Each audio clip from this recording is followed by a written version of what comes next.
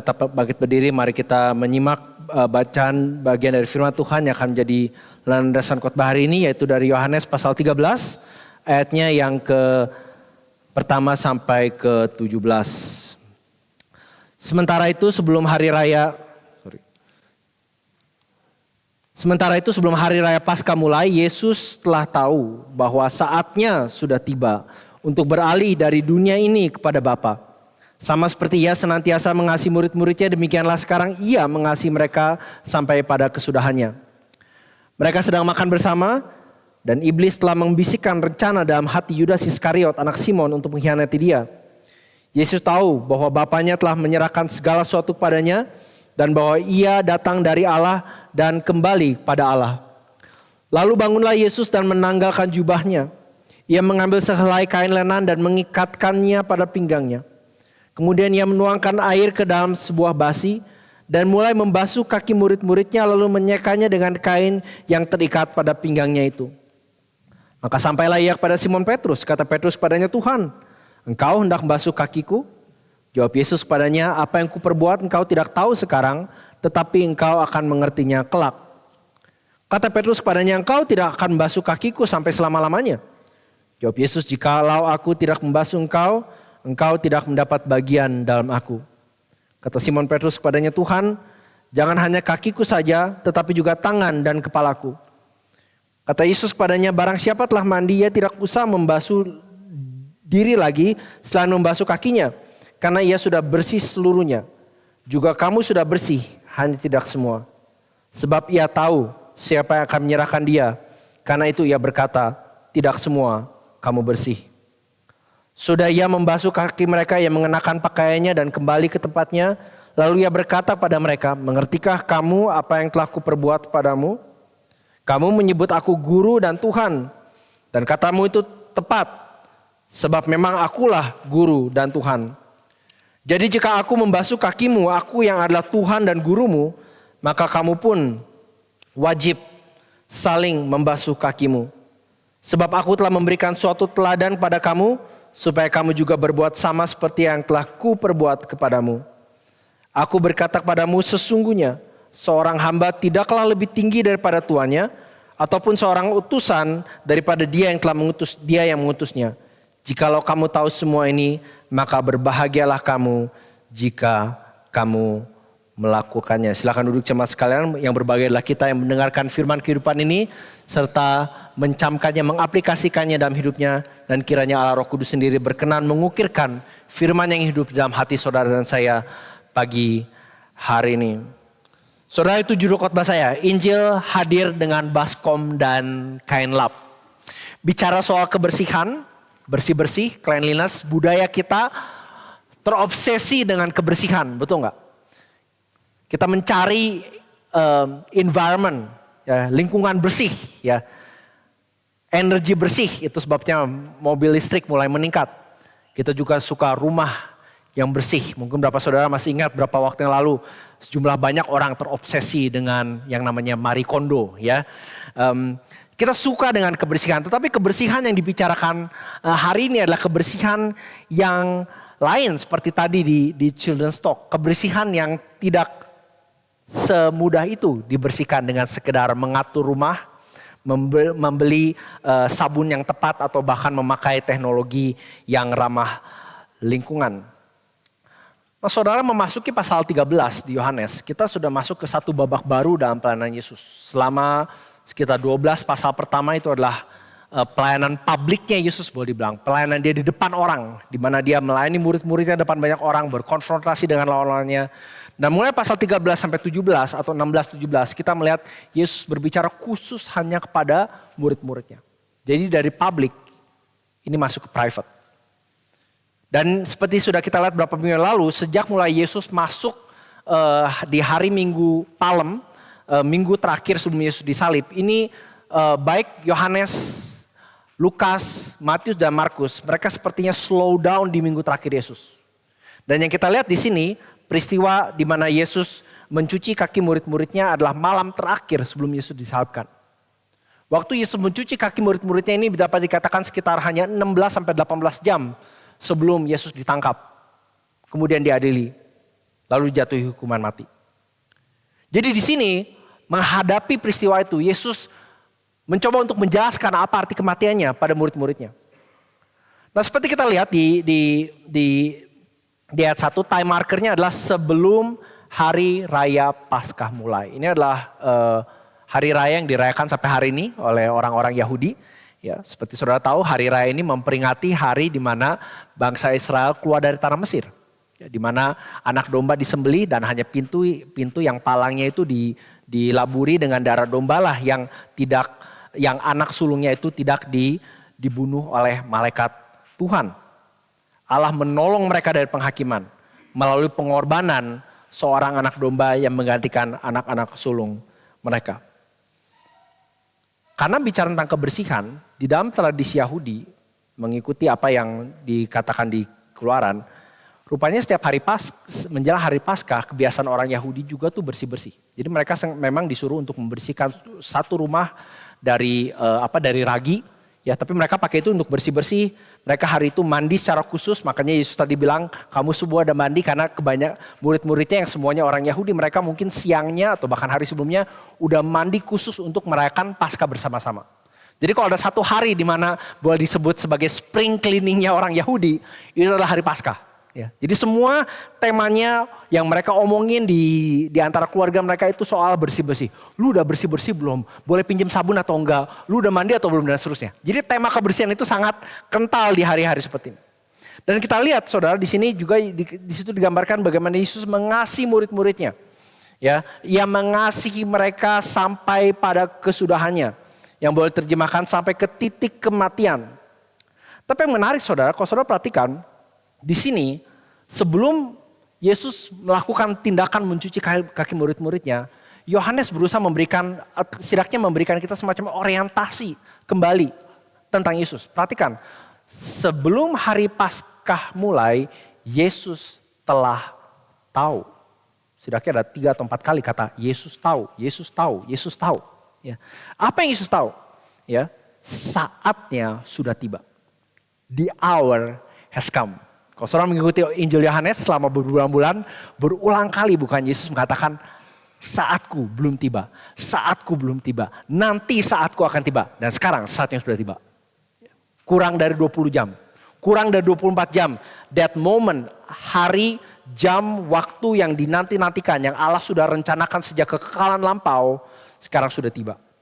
Saatnya sudah tiba untuk dia beralih dari dunia ini kepada Bapa, tapi nggak pakai express train atau jalan tol, melalui salib. Salib sudah dekat, saatnya sudah tiba. Dan yang menarik adalah dikatakan di ayat 3 bukan, Yesus tahu bahwa Bapanya telah menyerahkan segala sesuatu padanya. Kalau saudara tahu Alkitab saudara, Yesus mengatakan hal yang sama di Matius 28. Amanat agung bukan, segala kekuasaan telah diberikan kepadaku. Ya. Ini adalah kuasa dan otoritas tertinggi. Allah Bapa menempatkan Yesus sebagai the one in charge of everything. Artinya tidak ada satupun yang sedang dan akan terjadi terhadap Yesus, terhadap murid-muridnya yang Yesus itu nggak tahu. Yang di luar ACC-nya Yesus kalau dibilang. Okay? He knows everything. Termasuk orang yang akan menyerahkan dia.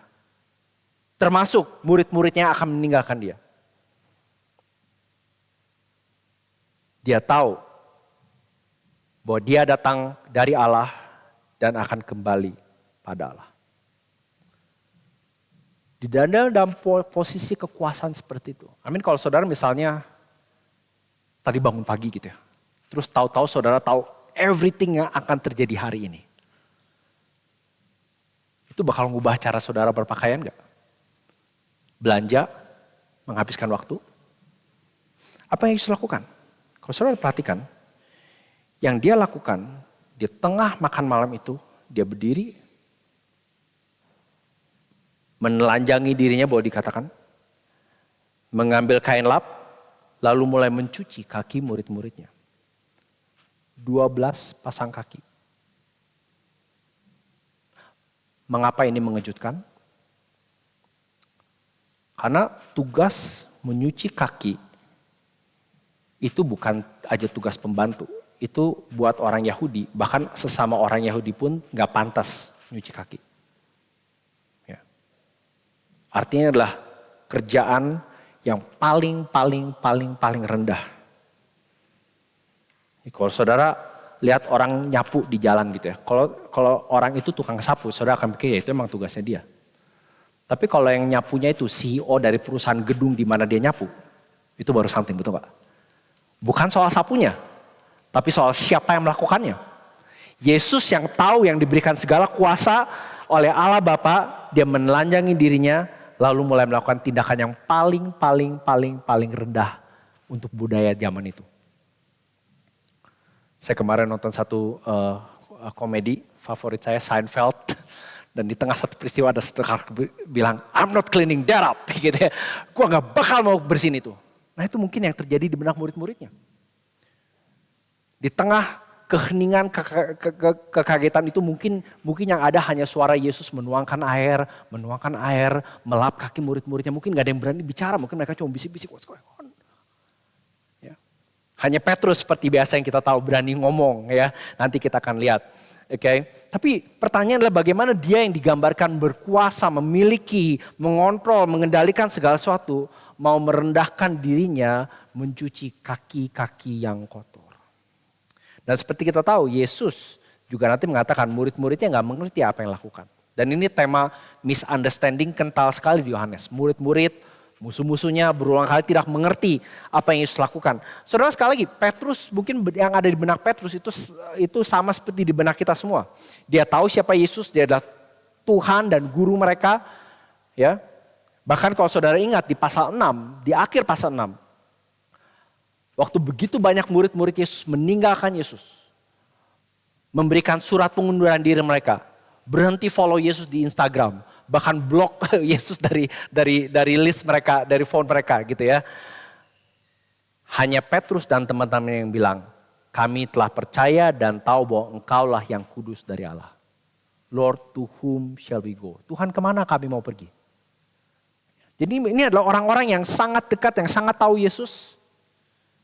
Dan seperti kita tahu, Yesus mengatakan bukan di ayat 7 kalau nggak salah. Apa yang kuperbuat engkau tidak tahu sekarang, tetapi engkau akan mengertinya nanti, Yesus bilang. Lalu di ayat 8, jikalau aku tidak membasuh engkau tidak mendapat bagian dalam aku.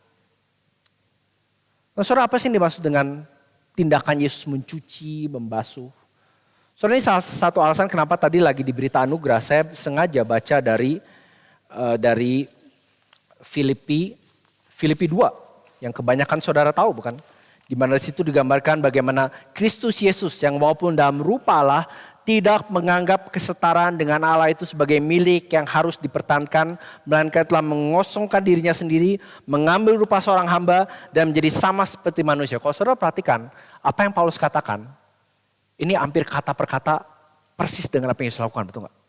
Mengambil rupa seorang hamba, menjadi sama seperti manusia, dan dalam keadaan seperti manusia merendahkan dirinya, taat sampai mati, bahkan mati kayu salib. Saudara, kalau kita lihat balik ke ayat 4.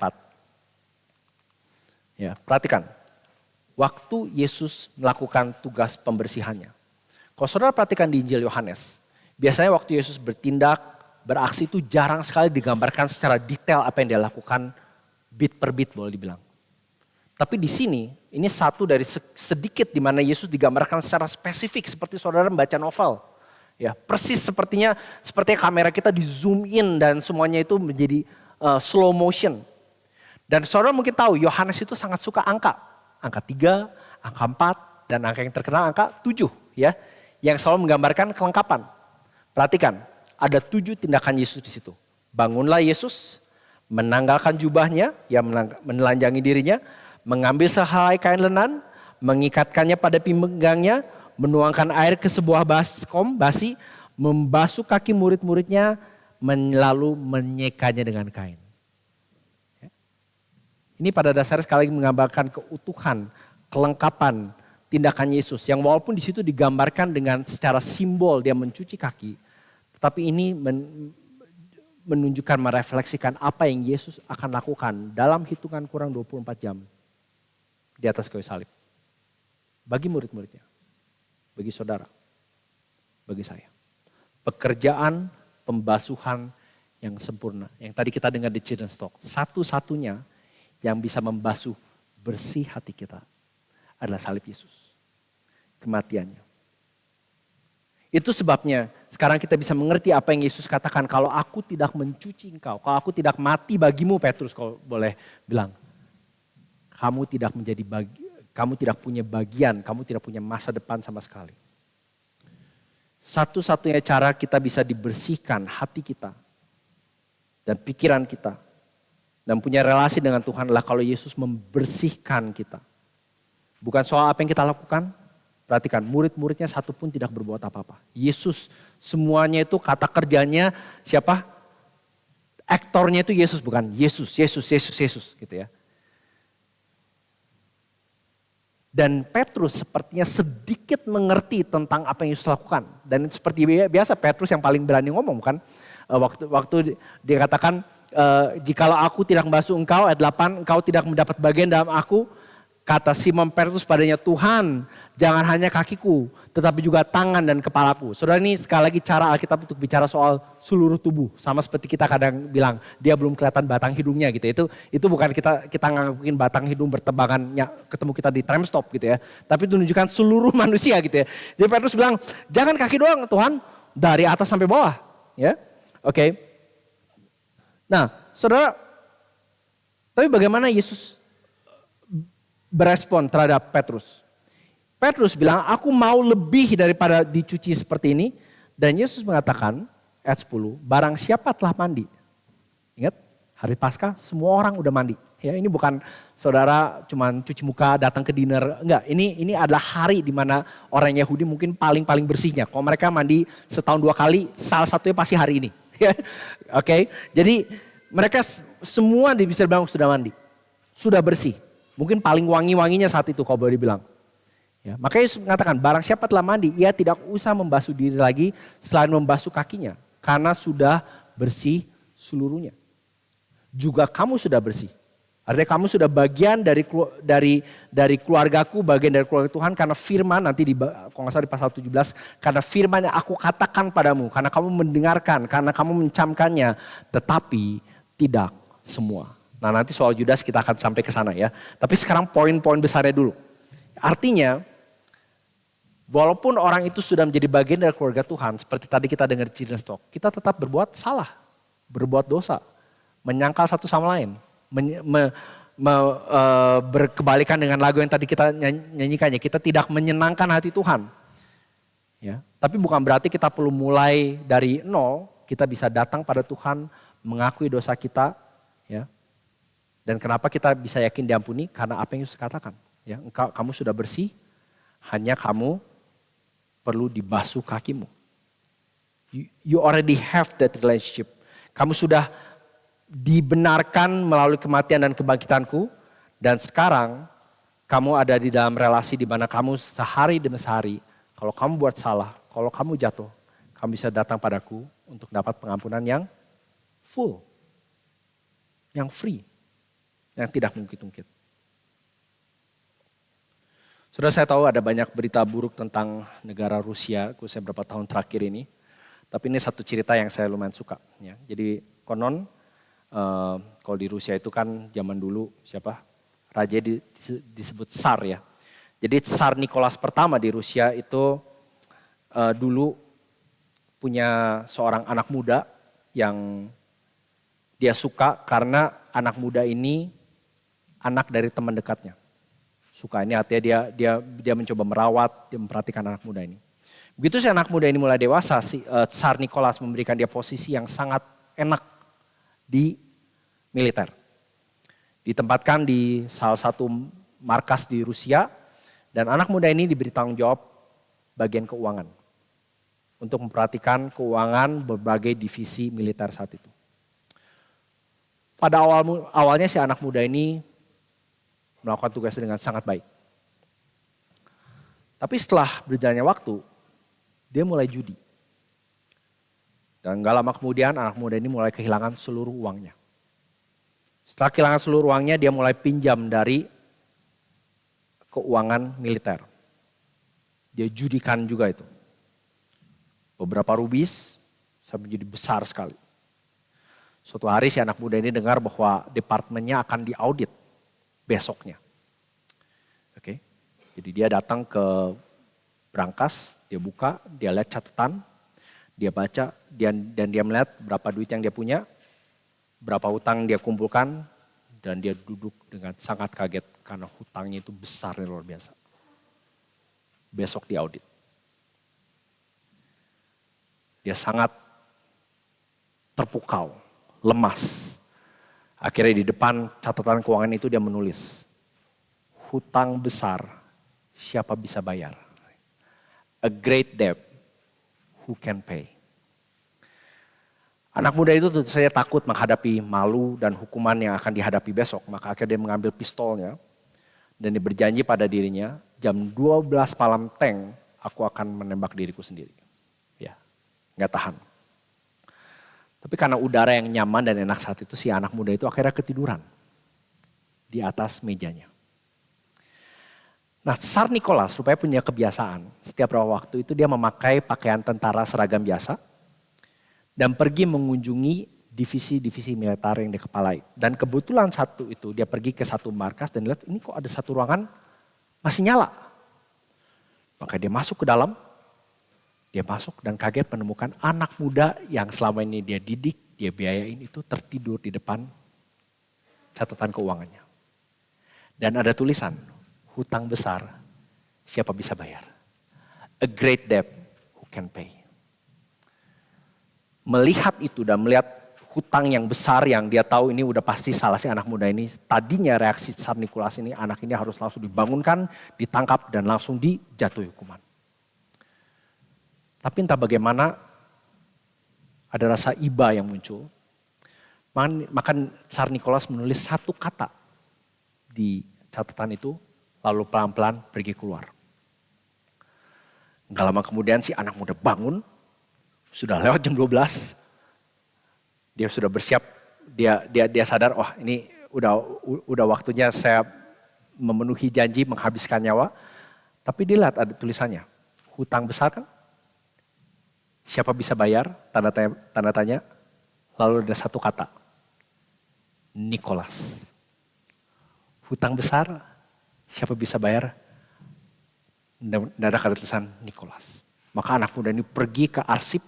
Dan dia mencocokkan gaya tulisan Nicholas situ. Dan dia menemukan bahwa ini betul ada tulisan Tsar Nicholas.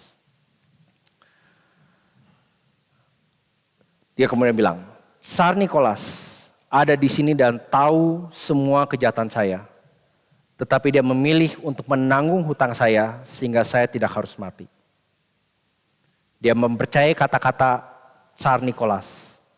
Dan betul uang yang dibutuhkan tidak lama kemudian datang. Saudara, cerita ini indah, baik, tapi saya pikir apa yang Yesus lakukan bagi saudara dan saya jauh lebih indah. Jauh lebih baik. Amin, saya yakin gak banyak dari kita punya om asal Rusia yang punya kelebihan duit untuk cover utang kita ya. Tapi kita bersyukur saudara, kita anytime bisa datang kepada Yesus.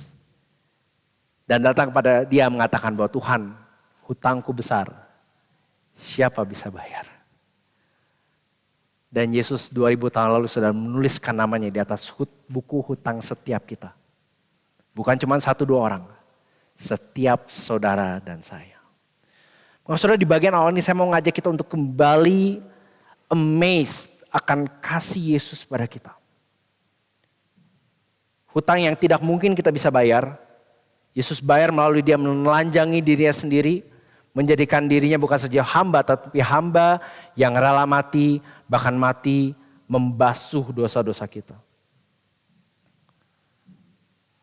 Saudara, kalau berpikir tentang seorang seperti Yesus, saya pikir apa yang Petrus tadi katakan ada benarnya. I want more of you. Tuhan, jangan kakiku tapi seluruh hidupku. Bukankah itu yang harusnya menjadi panggilan dan keinginan setiap kita yang sudah mengalami kasih ini? Jesus, I want more of you. Bukan less tapi more. Yesus yang tahu ia datang pada Allah akan kembali pada Allah dan diberikan seluruh kuasa, dia rela memberikan, istilahnya melepaskan semuanya itu supaya saudara dan saya bisa kembali pada dia. Nah saudara, kalau itu membuat kita amazed, maka di bagian yang berikutnya saya mau ngajak kita juga berpikir, kita bersyukur bahwa cerita ini gak berhenti di situ. Yesus bukan saja menggambarkan kasihnya, pengorbanannya, kemauannya untuk menghapus dosa kita. Tapi dia juga mengatakan bukan bahwa ini adalah teladan untuk kita ikuti.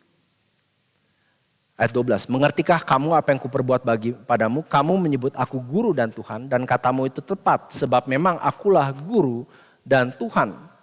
Jadi perhatikan, jikalau aku membasuh kakimu, aku yang adalah Tuhan dan gurumu, maka kamu pun wajib. Perhatikan, Yesus gak bilang kamu pun wajib membasuh kakiku. Amin, kalau itu kita mungkin mau lakuin.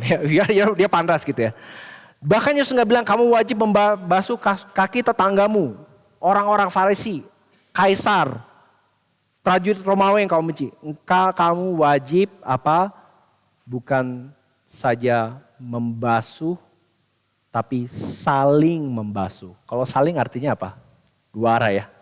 Artinya kita bukan aja membasuh kaki orang lain, tapi kita juga harus mau orang lain membasuh kaki kita. Saudara, ini kedengaran sempurna sekali melayani satu sama lain, mengasihi satu sama lain. Tapi Yesus sepertinya mengatakan bahwa satu-satunya power atau kemampuan saudara dan saya sebagai anak-anak Tuhan bisa saling melayani itu hanya datang dari Dia. Dan semakin dalam kita memahami atau kagum akan besarnya kasih saudara Yesus pada kita, semakin dalam pula lah kita bisa bukan saja memberikan, tetapi juga menerima kasih dari orang lain. Jadi Yesus memberikan dirinya sebagai teladan untuk diikuti. Dia katakan seorang hamba tidak lebih tinggi daripada tuannya atau seorang utusan daripada dia mengutusnya. Ini sekali lagi mengingatkan kita bahwa setiap dari kita itu dipanggil oleh Yesus. Saudara, kalau saudara orang Kristen, ini bukan optional ya. Jadi saudara nggak bisa bilang, aku mau jadi murid Yesus yang tidak saling basuh kaki. Yesus bilang nggak ada. Ya, jadi kalau ada orang yang mengklaim seperti itu, ya kamu bukan pengikutku. Oke? Tapi kalau kamu sudah dibasuh, sudah diselamatkan, mau gak mau di dalam dirimu ada either keinginan, kekuatan, kemampuan, dorongan bukan saja untuk membasuh kaki orang lain, dalam hal ini melayani dengan rendah hati, tapi juga menerima pelayanan dari orang lain. Saudara, beberapa tahun lalu ada seorang pendeta yang ngobrol dengan satu orang yang punya $500,000 yang dia investasikan di pasar saham. Si pendeta ini tanya karena rupanya lagi tahun itu stok market pasar saham itu anjlok besar sekali. Terus dia tanya, lagi pasar saham anjlok baru-baru ini itu ada dampaknya gak sih? Wah ada, banyak sekali. Ya. Emangnya kamu gak pikir, kamu kan udah sering nih main saham. Emang kamu gak bisa prediksi bahwa si saham ini, bakal anjlok. Nah terus si bapak ini jawab, nah itu yang lucu dia bilang. Lucunya gini Pak, dia bilang 2 bulan sebelum pasar saham anjlok, waktu rata-rata masih tinggi gitu ya, saya ketemu dengan teman-teman yang suka investasi barengan. Kita ngobrol. Dan saya bilang, ini gak mungkin pasar, saya bukan ahli ini ya jadi saudara tahu. Ini gak mungkin nih saham tuh terus tinggi seperti ini. Ini pasti bentar lagi turun. Yang mengherankan Pak, semua orang bilang, ya setuju, betul. Itu pasti turun bentar lagi. Terus saya juga bilang, ini kita bentar lagi kita harus jual. Yang mengherankan lagi, semua juga bilang, betul kita harus jual. Tapi tahu? None of us actually did it. Nggak ada satupun dari kita yang melakukannya. Nggak ada satupun yang menjual.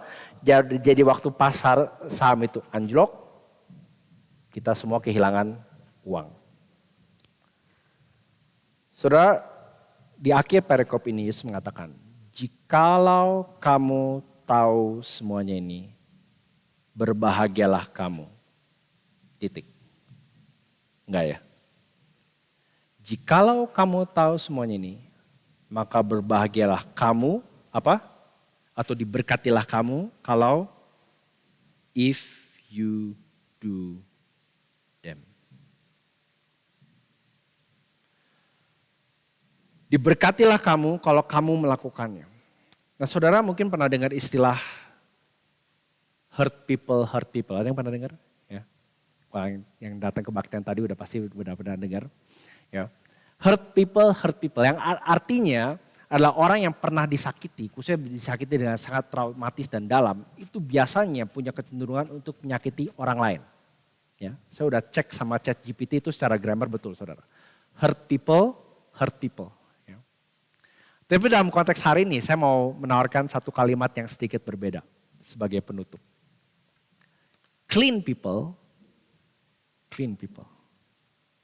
Ya, ini bukan copy and paste, well, yeah, in a sense gitu ya. Tapi artinya orang-orang yang sudah dibersihkan dari dosanya, mengalami Allah menyucikan hatinya melalui Yesus, juga adalah orang-orang yang sama dimampukan, dipanggil untuk membersihkan orang lain. Membersihkan ini artinya melakukan apa yang harus dilakukan. Melayani dengan rendah hati. Saudara, pertanyaannya adalah apa yang saudara dan saya lakukan dengan kata-kata Yesus. Yesus mengatakan berbahagialah kamu jika kamu melakukannya. Saudara tahu dari tadi kita bicara tentang Yudas. Yudas mendengarkan perkataan Yesus. Ikut terlibat dalam pelayanan Yesus. Kakinya setidaknya secara fisik dibasuh oleh Yesus. Tapi Yesus dan bahkan nanti kita tahu. Kelihatannya Yesus tahu bahwa Yudas tidak melakukan apa yang dia tahu. Yudas tidak menjalankan apa yang dia tahu tentang Yesus sampai akhirnya menjual dan mengkhianati Yesus. Saudara, saya nggak bilang kalau saudara tadi di gereja ini terus saudara pindah, itu saudara Yudas. Kayaknya itu terlalu strong gitu ya. Tapi mungkin pertanyaan lebih bagi kita yang ada di sini hari ini. Saudara, adakah orang di gereja ini, saudara nggak usah lihat gereja lain, lihat gereja ini, teman-teman saudara, yang saudara tidak mau layani? Adakah orang-orang di gereja ini yang saudara tidak mau peduli untuk bantu atau tolong atau kasihi? Atau apakah saudara terbuka untuk orang lain mengasihi saudara? Melayani saudara, walaupun gak sempurna. Walaupun kita punya ekspektasi beda tapi kita menerimanya karena kita ada di dalam keluarga ini. Clean people. Saudara, sebagai orang-orang yang sudah dibersihkan, bukan berarti kita lebih suci dari orang lain. Tapi juga artinya gini, waktu kita melayani seperti Yesus melayani kita, itu gak selalu artinya orang suka dengan kita. Bahkan nanti di beberapa pasal yang sama, Yesus mengatakan dunia akan membenci kamu karena mereka membenci aku. Oke? Jadi saudara bisa melayani atau sangat melayani dengan sangat baik, saudara gak tentu disukai orang. Bahkan mungkin dibenci, bahkan mungkin dikucilkan. Dianggap aneh. Oke. Tetapi panggilan Yesus bagi saudara dan saya tidak berubah. Ya, clean people. Waktu kita berbicara atau ngobrol satu sama lain, apa yang mendominasi perbincangan kita? Saya tadi tanya di bahasa Inggris ya. Is it gossip or the gospel? Ya. Apakah perbincangan kita, diskusi kita, pelayanan kita itu diisi dengan Injil Tuhan. Dan kiranya waktu kita memikirkan atau mengingat kembali pengorbanan dan kasih Yesus yang dikatakan dia mengasihi murid-muridnya dalam artian juga saudara dan saya sampai pada akhirnya sampai kematiannya. Artinya itulah kasih yang sama yang melaluinya kita dipanggil untuk mengasihi satu sama lain. Mari kita berdoa.